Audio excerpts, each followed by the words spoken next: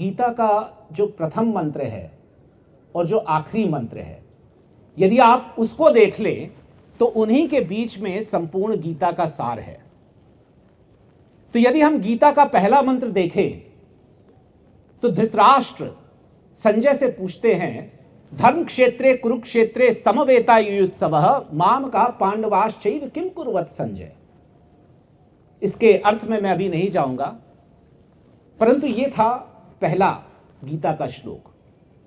और यदि हम गीता का अंतिम श्लोक देखें, 700वां श्लोक, तो वो कहता है, यत्र योगेश्वरः कृष्णो यत्र पार्थो धनुर्धरः तत्र श्रीर विजयो भूतिर ध्रुवा नीतिर मतिर मम।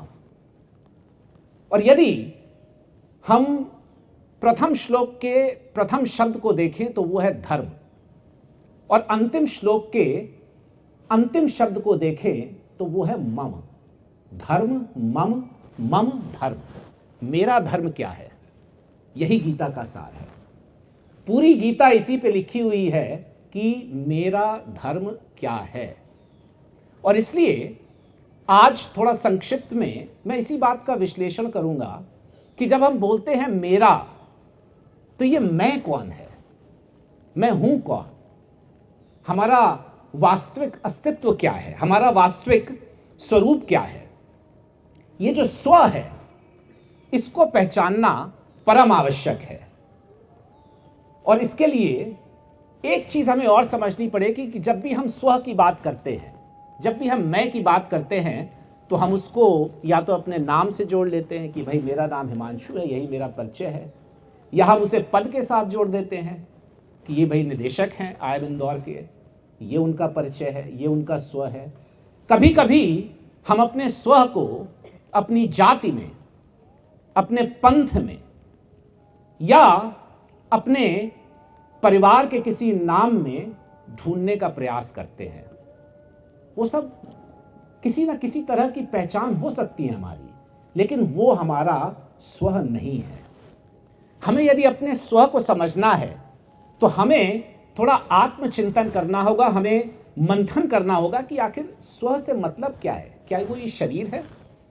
क्योंकि जब हम नाम की बात करते हैं, वो नाम तो शरीर का है, ये जो भौतिक चोला हमने पहना हुआ है। परंतु गीता बोलती है कि ये भौतिक चोला, ये तो कपड़ों की भांति है, वस्त्रों की भांति है।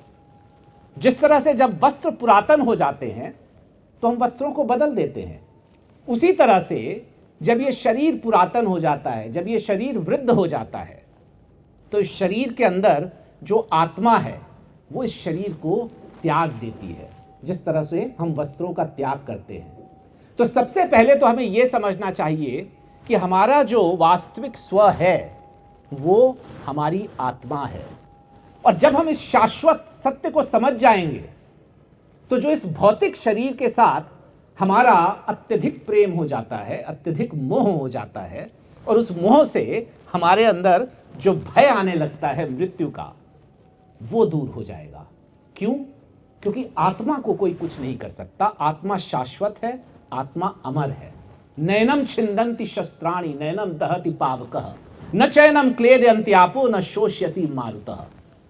यह आत्मा ऐसी है जिसमें शस्त्र इसके अंदर छिद्र नहीं कर सकते, अग्नि इसको जला नहीं सकती, जल इसको गीला नहीं कर सकता, और वायु इसको शुष्क नहीं बना सकती।